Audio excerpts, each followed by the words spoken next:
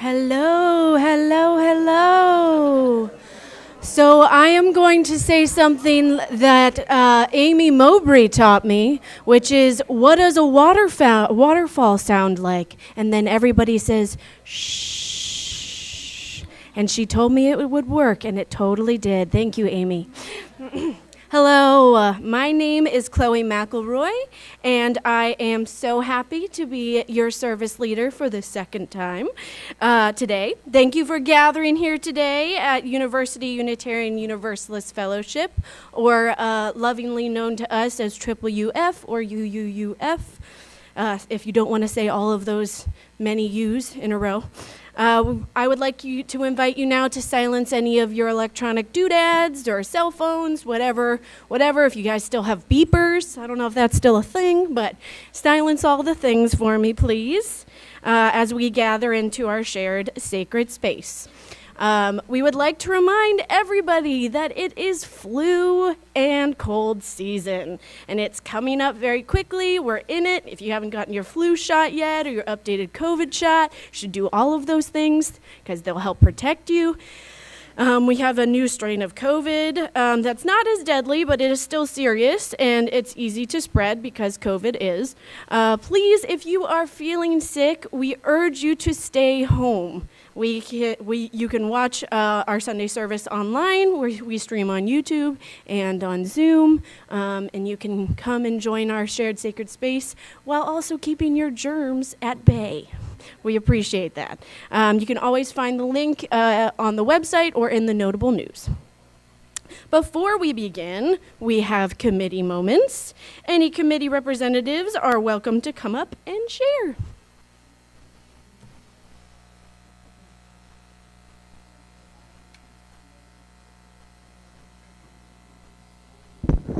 Good morning, Margie with membership. For any visitors who have not yet attended a UU 101, I'll be conducting that next Sunday about 5-10 minutes after service down in the conference room.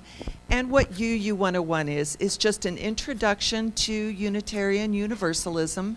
And we introduce each other, talk about where we came from, what brought us here, and what we can offer you as a congregation.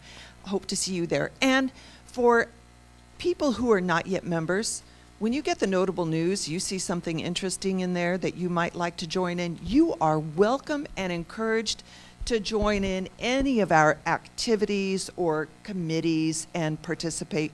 Everybody would love to see you there. Thank you, Mark. Good morning, Lorraine Williams, representing Pastoral Care. I will be available right here after service today, before the board meeting, to solicit help in driving Martha to her PT appointments. Only one more month. So if anybody is available, we can look at the schedule and kind of divvy up the work a little bit. Thank you. Hey guys, Derek, Facilities and Grounds. Quick reminder, the 3 exits. Who wants to tell me where the 3 exits are, right? They're back there. Okay. Yeah, well, that's an exit in a real emergency. Okay. Anyway, so 3 exits. The air conditioner. We got 4 bids from 3 vendors. We picked one. It'll be installed tomorrow. If anybody wants to come hang out with me, I'll be here all day. The irrigation is finally fixed, end to end, front to back, after 9 months. Irrigation is one of those things, you fix one thing and you find 2 others are broken. But it's all working, and so we're good there, and so our new plants can live. And Workday, 2 weeks from today, we need some help cleaning up after not the auction, but the yard sale, right? So we'll need some help cleaning up after the yard sale, doing some general, just picking up around the place. There will not be a Workday in December, and we'll kick off January with kind of a family Workday, right? I think that's everything. Irrigation here. Yep, we're good. Ann Packham on behalf of the board. Just a reminder, we do have our quarterly meeting right after the service. So please expeditiously grab a little sandwich in the kitchen, a drink, and then return to your seats here so we can hopefully start maybe like about 15 minutes after the end of the service. Thanks. Good morning, Kelly Buchanan with the Marketing Committee and Events. I'm here to make a special announcement that we have a fundraiser, our community yard sale. It's going to be Friday, November the 17th, and we have 2 asks, please.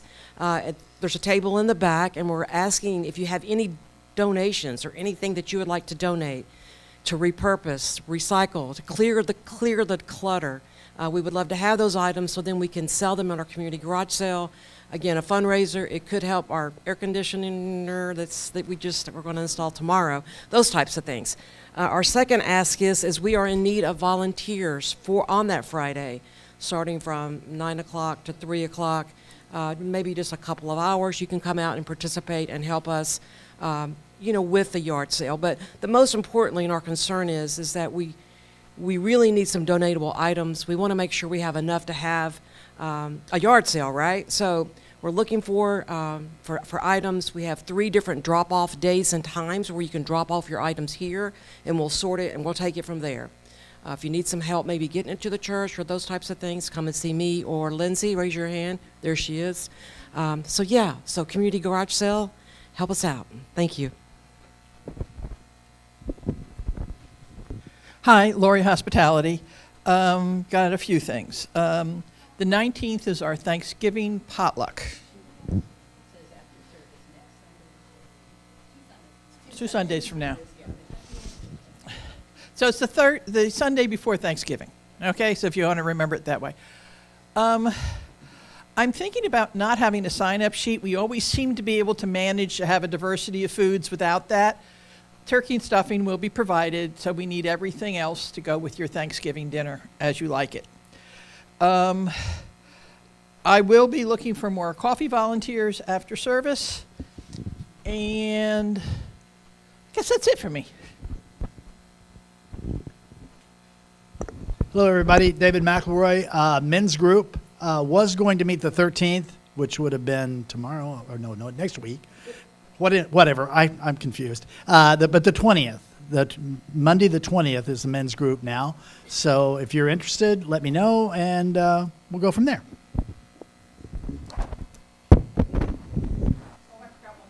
Uh-oh. Oh. Here she comes. So we have a heavy snack for holding you over during the parish meeting today. If you feel like you like the food, there is a donation jar, and we would love to have a little bit of money to help defray the cost. Thank you. Amazing. I don't even have to shush you again. For my opening words this morning, I chose a poem that I found on gratitude from the UUA website. Let's start with the people we love and those who love us. Thankful they are in our lives, obliging us to open our hearts. Let open hearts embrace the earth, the sea and soil and stars, blessed by bold beauty, the bounty of being. Then, with hearts open to beauty, let us embrace the arts and the generation of learning that we should have wisdom. Let what wisdom we have, wane and wanting, lead us to strive so the 7th generation hence can live more fully. It is in that work and that alone that we can express our thankful spirit. May we make it so. For the opening to make it, so let us be truly grateful.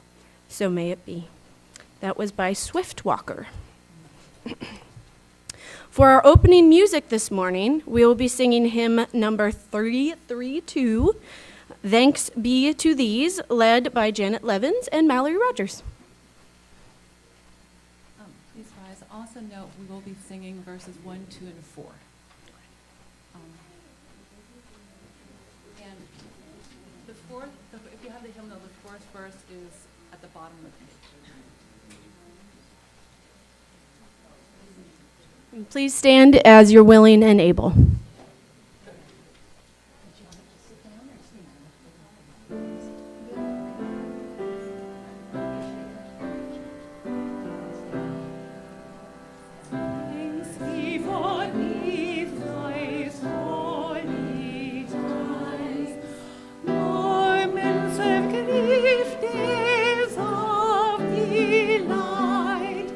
Triumphant Filius into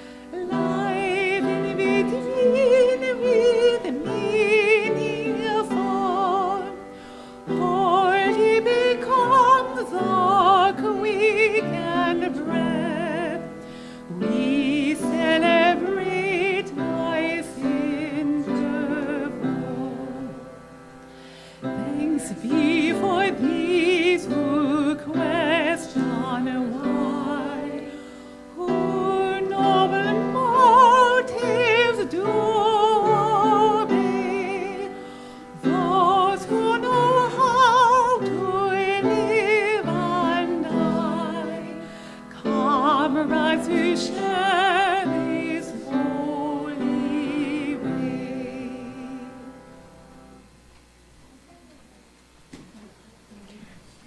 Amazing, thank you. We have the lighting of the chalice. I have Annika coming up. Annika, sorry. I knew I was going to say it wrong. That's why I normally just go with Ani. Annika is coming up, and her tooth is loose. She's pretty excited about that. All right, my darling.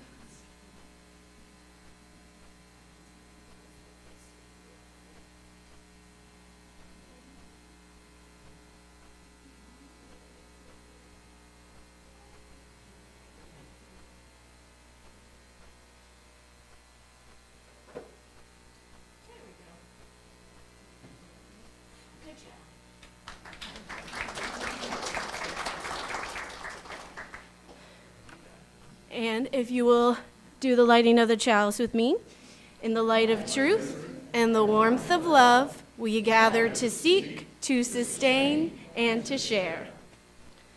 We affirm our being together. Love is the spirit of this church, and service is its gift. This is our great covenant to dwell together in peace, to seek truth and love, and to help one another. I want to welcome you to our shared sacred space. We also broadcast live over YouTube and Zoom, as I mentioned earlier. So make sure you turn around and greet all of our people online by waving at the camera. My sister isn't feeling well, so she's someone I'm waving to.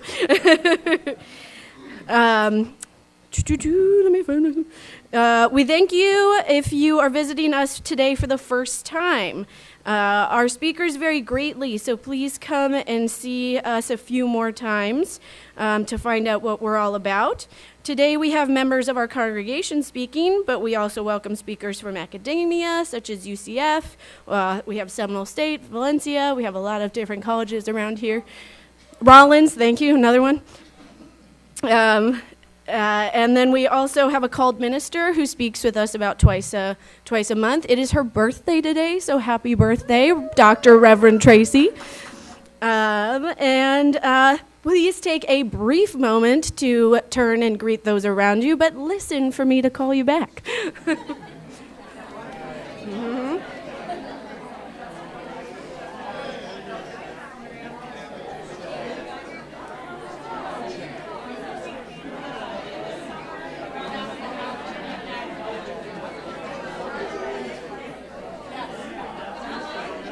Chloe, Ender. And what does a waterfall sound like?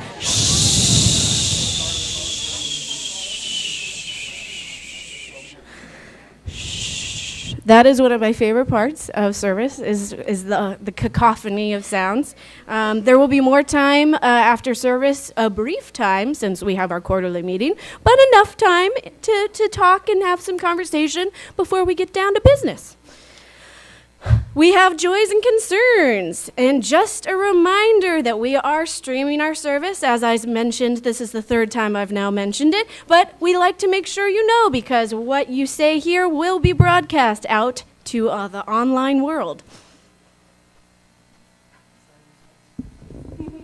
Hello, my joy is that this morning Ender made us French toast for breakfast.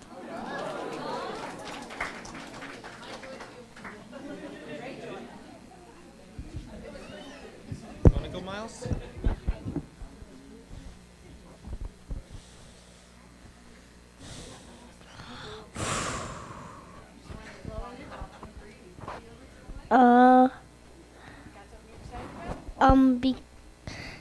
My birthday is March 2nd.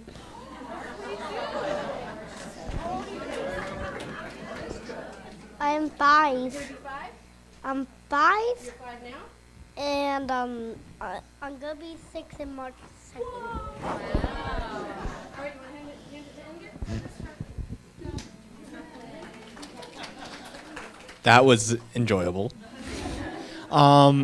I have a joy that I got to help Joey out yesterday with moving stuff around her house, and it was very fun because I got to do it with some friends, and it was very enjoyable.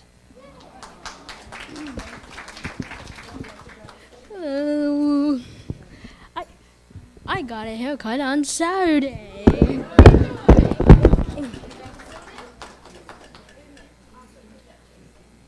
Hi, I'm Peter. I just got back a few days ago from a 10-day meditation retreat up in Georgia, and it was wonderful. The teacher, Shala Catherine, is internationally well respected and got all the good results that I hoped for. So I'm really glad to be here. And next Sunday I'm leaving.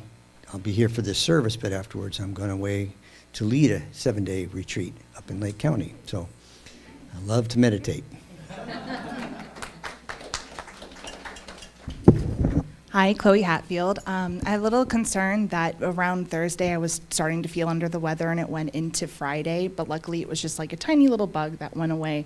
I was very nervous because on Saturday, the big event that I've been waiting for months now is that I volunteered with Osceola County Historical Society for their Pioneer Day, and I was the school teacher inside their one-room schoolhouse, and I had a really fun time getting to go back into the 1890s and see all the kids, teach them about what it was like back then with one room of class for grades 1 through 8. It was can you imagine that?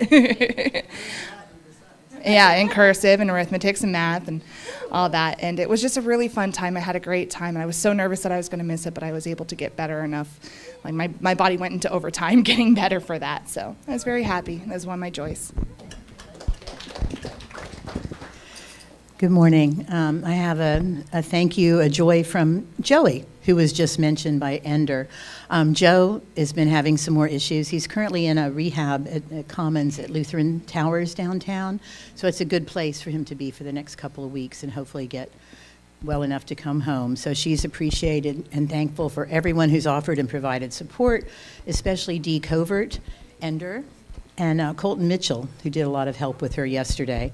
And I'm kind of her main contact. She's going to keep me posted, and then you can let me know if you have any questions. But she's doing okay. She's a tough lady.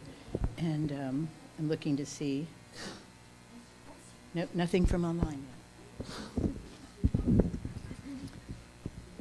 Good morning. I'm a member of the meditation group, and every Thursday we meet here, and then we go out to breakfast.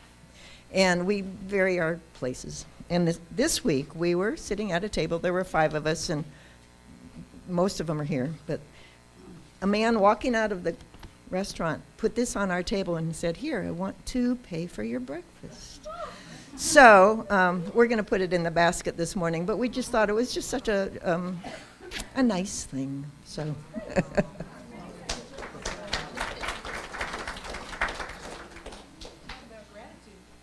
Yeah, I was there. It was quick but a little weird. But anyway, but it was also very joyful because it was still also great because that just doesn't happen.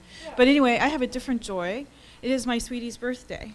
So I'm grateful that he is still here to be with all of us. I have a concern. My wife Jill she's in Cancun and was having a really great time, but then she sprained her ankle. Yes. So keep her in your thoughts, okay?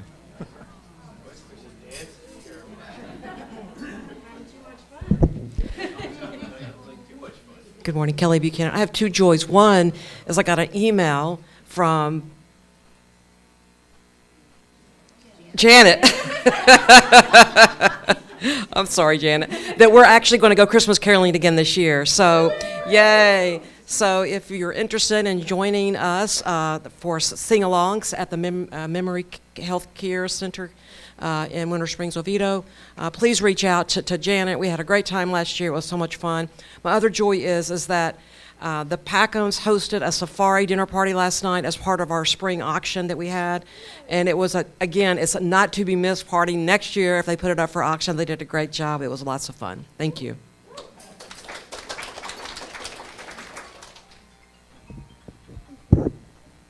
I have a joy. I think last week, my math teacher went up to me while I was doing my math work. She said, hey, you're really smart. Do you want to get tested to move up a grade? Or like tested to like do 5th grade work? And I was like, yeah, I want to go for it. So tomorrow I'm going to take the 5th grade test to see if I'm going to move like IQ brains. So I hope for the best.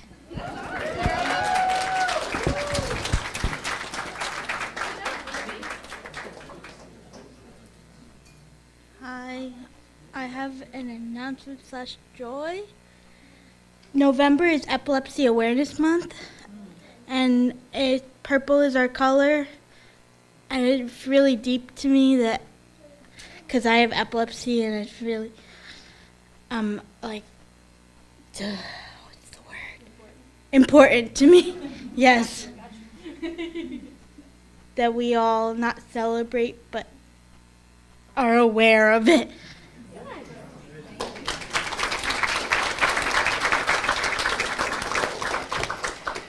I have a joy that might be relevant to someone here. So yesterday I drove, some of you may know I live quite a ways away, so I drove all the way into town to pick something stuff for the office, and when I arrived I realized I left my keys at home, and I was terribly annoyed. And as I was texting someone about this to go, oh my gosh, I can't believe I did this, I noticed on the ground in front of me a key. It was not my key, and I thought, I can't be this lucky. So I picked it up and I tried it in the front door, and yes, indeed it worked. So I was able to come in and get my stuff. However, someone dropped a key out on the thing. I have it in my pocket, so if any of you are like wondering where your key to the building went, I very well may have found it sitting on the sidewalk. So let me know and I can give it to you. But I was very thankful that it happened to find it, so let me know. Well, what a coincidence. I have a joy / concern. My sister is going through a pretty rough time right now, and she just recently moved in with me. I'm glad that I had a space for her, but her life is kind of very sad and hard right now, so I'd appreciate it if you guys could keep her in your thoughts. Let's take a brief moment of silence for those joys and concerns and the ones that remain unspoken, but we still carry in our hearts, and listen for me to call you back.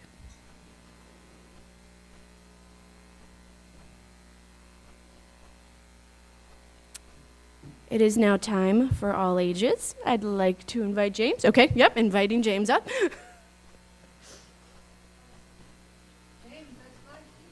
Hello. Oh, it's yours? Oh, okay. It is? Okay, I'll give it to you. There you go. Okay, so I have a story today. Would anyone like to come out and help act out the story? Come on up. I got room for everyone who's interested. Okay. Looks like you got Addie coming up, yep.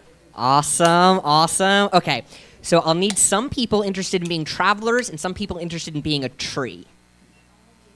Okay, we got one tree. Okay, we got 2 trees. What about you guys? Traveler? Nice. All of you traveler? Awesome. Okay, you want to be a tree? Okay, can I have my trees over here? There we go. Nice. And now, can you make big, big live oak tree? So spread your branches wide. Very nice. There we go. Awesome. Okay. Once upon a time, there were some travelers walking along on a very hot summer day. The sun was shining down, and it was one of those days where it feels like the sun's burning you like an oven. I think we all know what that feels like. Very, very annoying. So these travelers were feeling very hot, and they were looking around for a nice place to sit down and rest in the shade. And what do they know? They spy a big, beautiful live oak tree with lots of wonderful shade. So they go and sit down underneath its branches.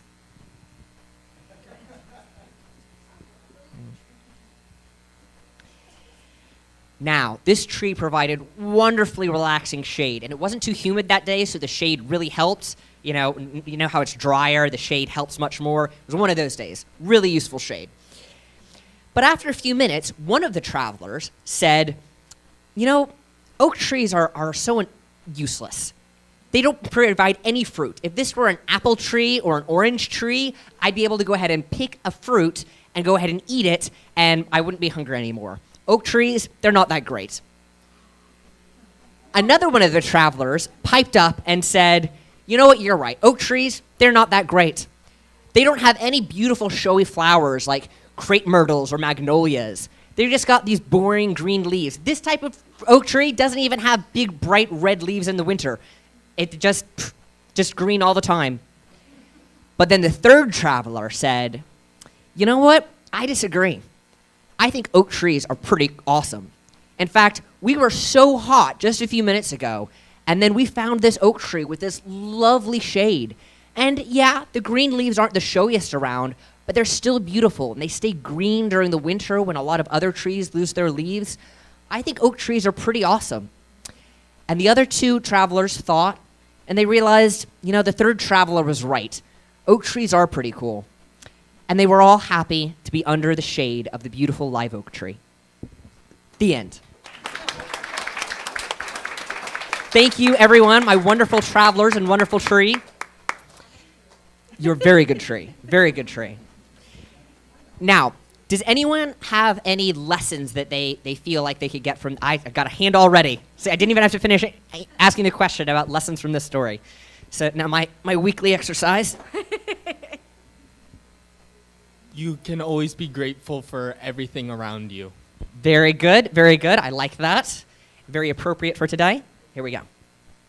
I was going to say be grateful for what you have. Very nice. Were you raising your hand? Okay. Oak trees are awesome. That is also a very good lesson. You can say it again. Be grateful for what you have, what you want. Ah, very good, very good. Lovely. Thank you, guys. This might not pertain to the lesson, but things don't have to be useful for them to, deserve existence. Very nice, very nice. I like that. Oh, here we go. Don't prejudge. Oh, I like that one as well. Yeah, so I hope everyone enjoyed this story and enjoyed watching our wonderful actors help act it out.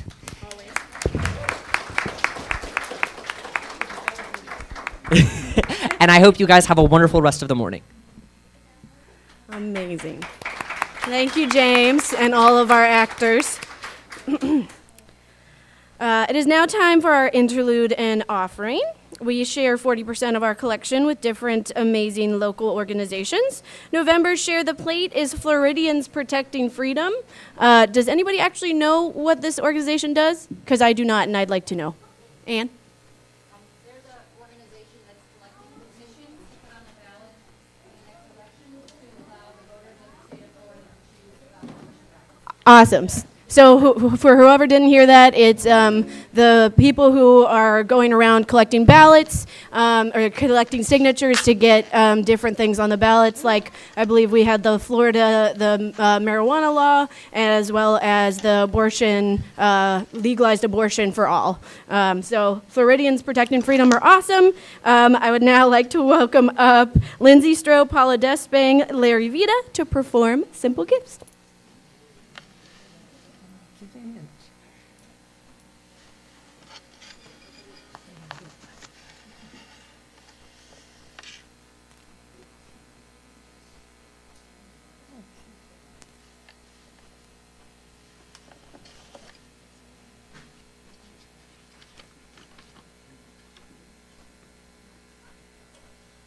In 1774, a new religious group settled in America called the United Society of Believers in Christ's Second Appearing. Their religious ceremonies included ecstatic dancing when moved by the Holy Spirit. Due to the nature of this ecstatic dancing, they became known as the Shakers. This song, written by Elder Joseph Brackett in the 1840s, refers to the turning and spinning believed to bring the dancer around to righteousness. Many additional verses have been added over the years, but I've added just one. And this is a mountain or Appalachian dulcimer that I'm playing.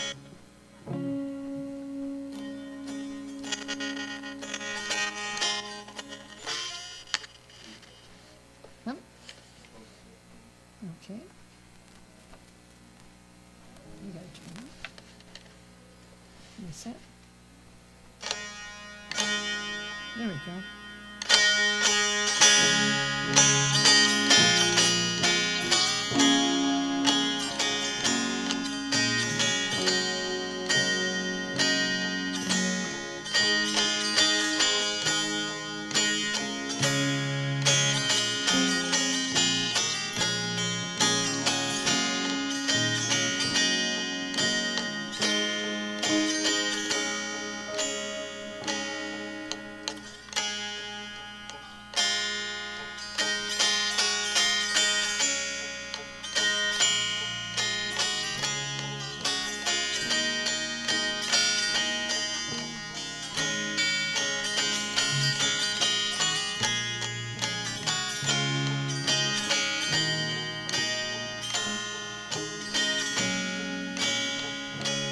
Tis a gift to be simple, tis a gift to be free, tis a gift to come round where we ought to be. And when we find ourselves in the place just right, we will be in the valley of love and delight. When true simplicity is gained, to bow and to bend, we shall not be ashamed. To turn will be our delight, till by turning, we come round right. 'Tis a gift to be loving, 'tis the best gift of all, like the gentle rain, it blesses where it falls, and with the gift of loving we can truly believe 'tis as blessed to give as it is to receive. When true simplicity is gained, to bow and to bend, we shall not be ashamed.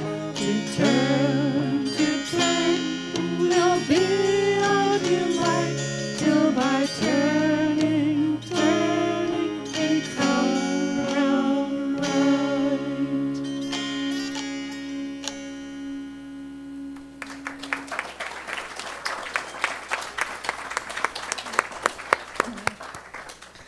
All right, 'tis time for the children's recessional.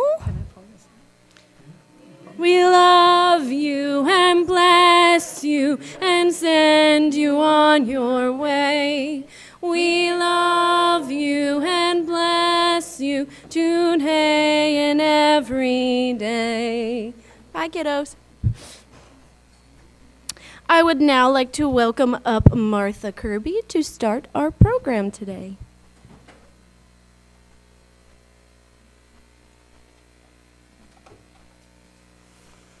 Good morning. I think we've set the stage already for today's topic of radical gratitude. I'm feeling so grateful for being a part of this congregation this morning already with the music and the readings that we've already heard. I'm also grateful that I am an information hoarder, because when this topic first came up, my first thought turned to this article, The Heart of Our Faith, that I printed from UU World back in spring of 2007. And I knew where to find it and what it was about. So I think that it's really meaningful to me. But I also Googled it, so now I think I can throw this away. That's another topic. And but this is called The Heart of Our Faith. Gratitude should be the center of Unitarian Universalist theology. And it was part of a sermon given by the Reverend Galen Gengerich, who is still, I believe, one of the lead ministers at All Souls in New York City, one of our biggest and longest standing Unitarian churches. It's a long article. I'm happy to share it with you. But he was talking about his daughter and being on a playground and not knowing what to share about Unitarian Universalist. We can't just believe anything we want. It's true that we don't have a set dogma, that we all have to agree on how we see how we came to be here, or why we're here, or a lot of the mystery. But he defined it as Unitarians, we believe all names for God, or the mystery, or the universe, or whatever you choose to, however you personally choose to define God, point towards the same mystery. And as Universalists, we believe all creation shares the same destiny.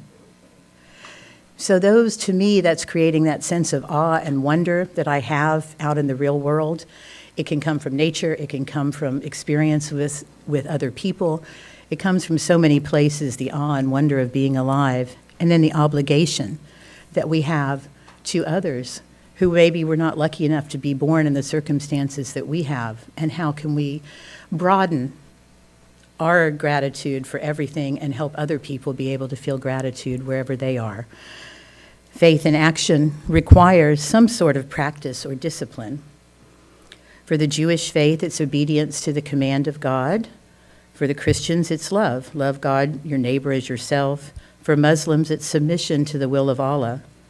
He suggests gratitude for us as a discipline to remind us how we are part of and dependent on the people and the world around us.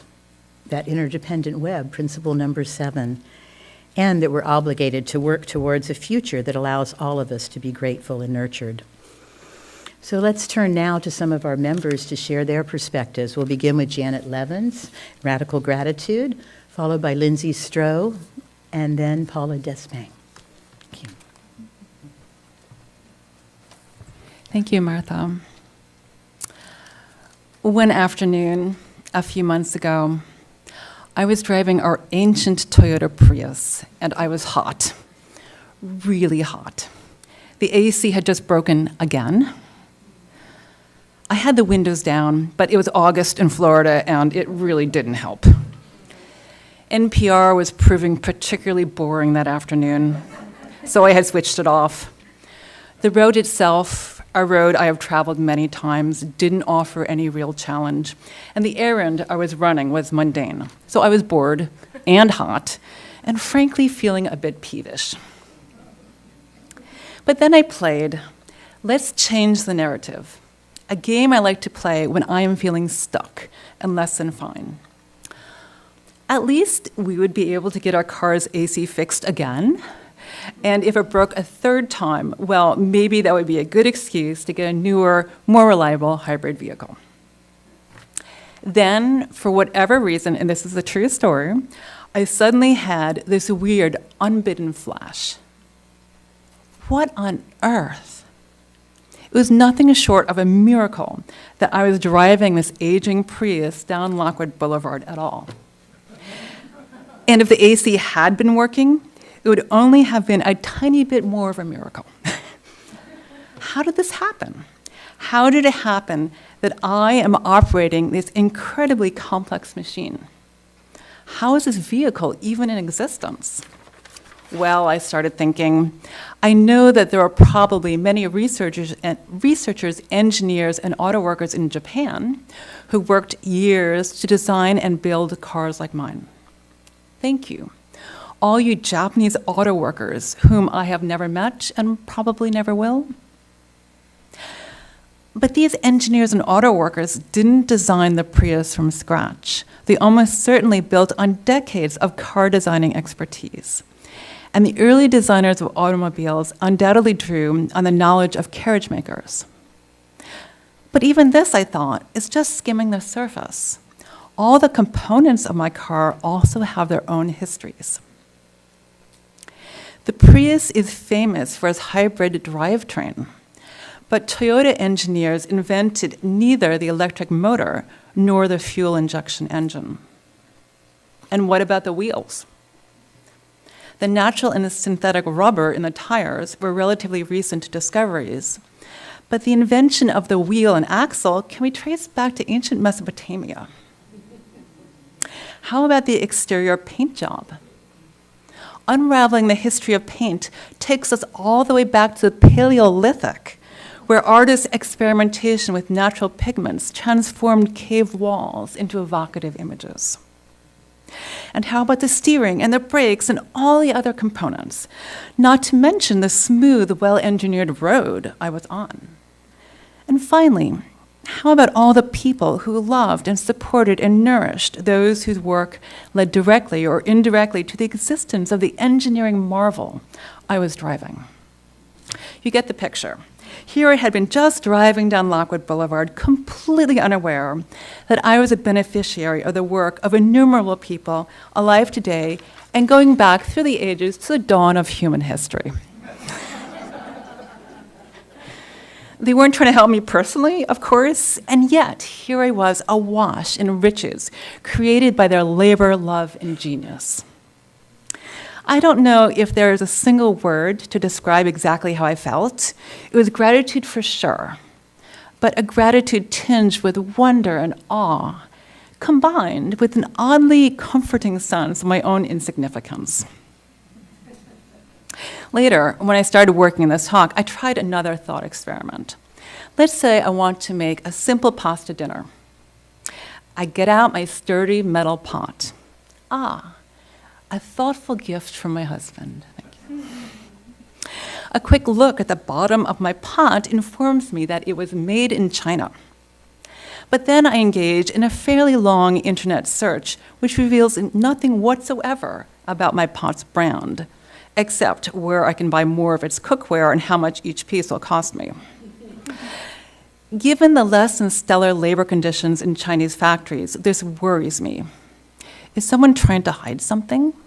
Were the workers who manufactured my pot poorly paid or subject to manipulative management or an unhealthy work environment, or all of the above? Maybe so. And somehow I feel skeptical that those who produced my pot's raw material, its stainless steel, had it better. I feel a bit more uplifted when I read about Harry Brearley, the inventor of stainless steel, until I learn that his search for rustless steel was motivated by the needs of the early 20th century British arms industry.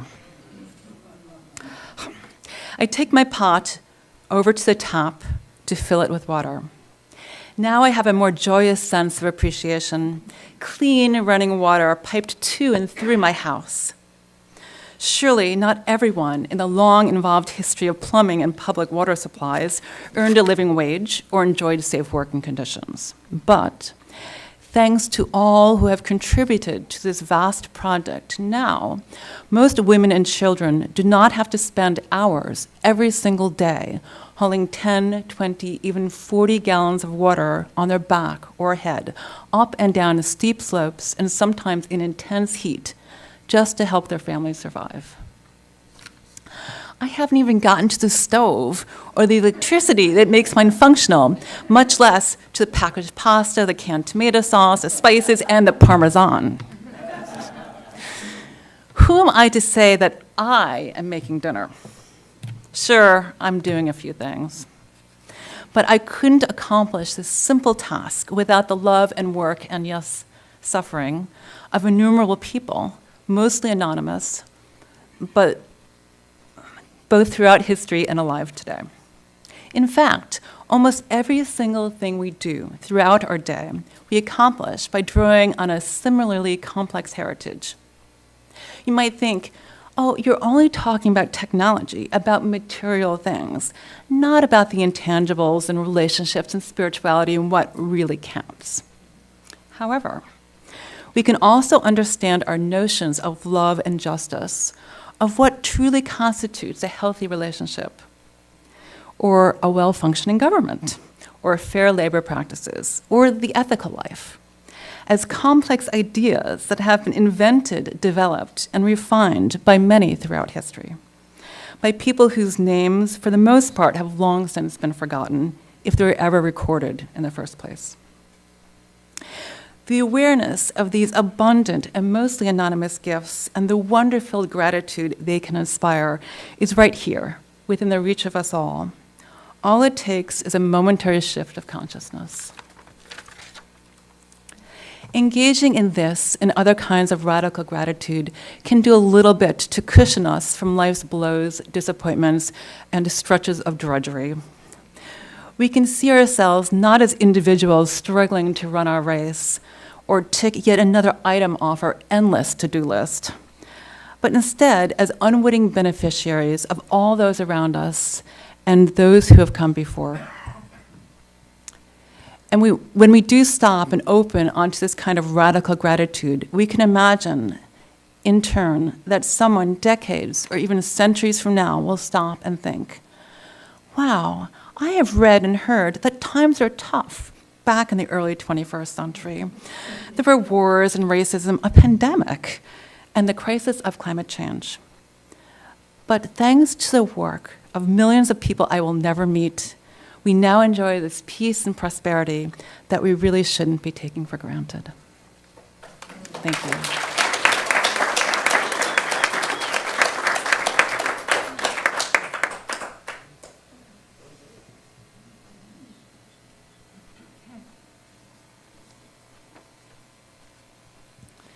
This is a poem I wrote called Only by Chance. An hour after midnight, mid-September 1946, a baby girl was born to a suburban couple in New York. That little girl always had enough food to eat, clothes to wear, medical care when she needed it, a safe and comfortable home. She attended free public schools and was able to go to college, marry the person she loved, have a family and a career. She could vote, express an opinion, and worship according to her conscience. That fortunate child was me. Only by chance was I not born that same year in a country recovering from the horrors of war and the remains of a bombed-out house where food and medical care were scarce. Only by chance was I not born to a woman who had survived a concentration camp, only to be threatened and chased away when she tried to return home. Only by chance was I not born to subsistence farmers in an impoverished country where hunger and disease were commonplace, maternal mortality was high, and many babies didn't live to see their first birthday. Only by chance was I not born in a vanquished country where women were raped by marauded soldiers seeking vengeance for their country's suffering. Only by chance was I not born to a woman of color in a segregated society where racial discrimination, hatred, and even terrorism were facts of life, where quality care and other resources were not available to my mother and me. Only by chance was I not born on a Native American reservation where I would be forced to leave my parents at a young age and attend a Christian boarding school where I would be stripped of my language, my religion, my heritage, and my pride. Only by chance was I not born in a culture where girls and women were powerless, where I would learn to live beneath a burqa, obedient and afraid. Only by chance was I not born in a country that became a war zone, with bombs destroying my home and bullets killing my loved ones, while powerful entities argued over who was superior and more deserving of the land and the resources. Should I just be grateful for my good fortune, say a prayer, and simply get on with my life? Or do I carry a responsibility to speak up for equality, peace, and kindness, and support those who entered this world facing much greater hardships than me, only by chance?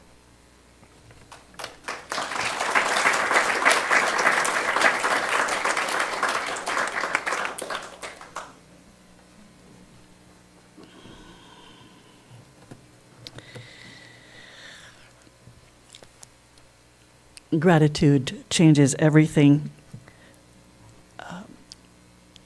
When I think about radical gratitude, what comes to me is my compost pile. Come with me now, just work with me. When I have a compost pile, I put into it yard trimmings, fruit and vegetable trimmings from my kitchen, manure. None of these things are generally considered particularly desirable. I desire them. But I put them in there not because they're wonderful in and of themselves, but because if I work with them for a little while, I can turn them into food for growth. I turn this manure into fertilizer for all the plants in my yard, in my house, wherever, and other people's houses too, because I sometimes share this stuff. So it's a great resource made out of, and so it's made out of things that stink. And so I was thinking about this and looking at some events in my life that stank, because this happens to all of us from time to time. And in the process of my divorce from my first husband, I was in a lot of pain.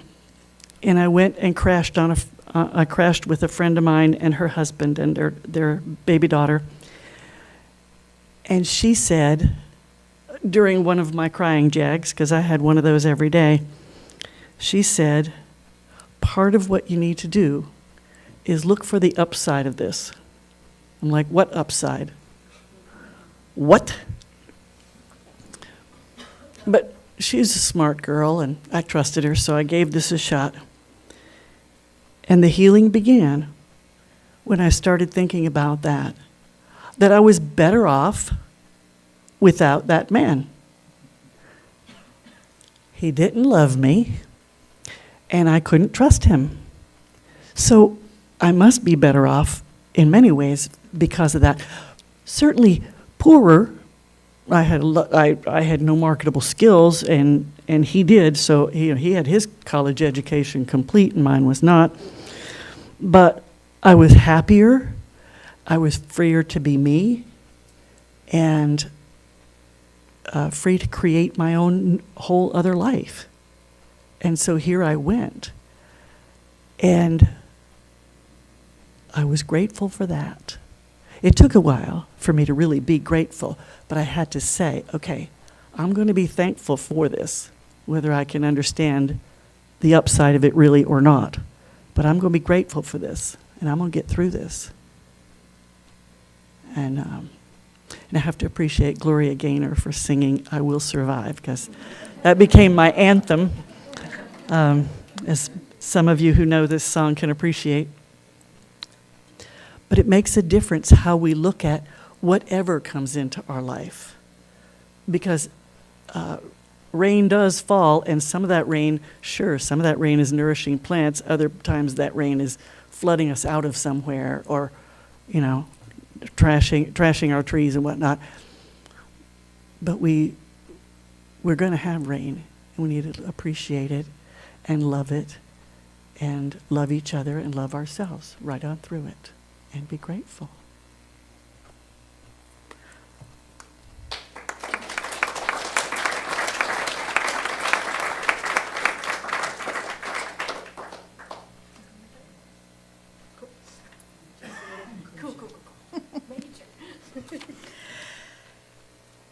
The discipline of gratitude is about knowing how much we have been given and acknowledging the scope of our dependence.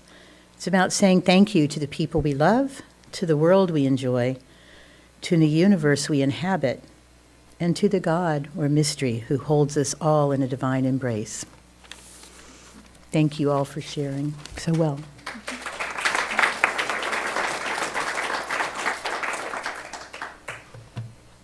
Going to go ahead and extinguish the chalice. We extinguish this flame, but not the light of truth, the warmth of community, or the fire of commitment. These we carry in our hearts until we are together again. We have our closing music today. It's hymn number 1064, Blue Boat Home. Yep. The words will be up here if we don't have those hymnals out. And we're having Michael Richards and Larry Vita perform it for us.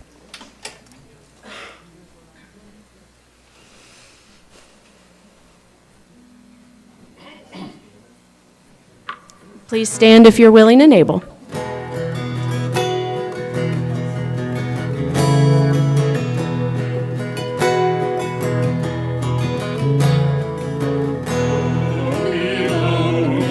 I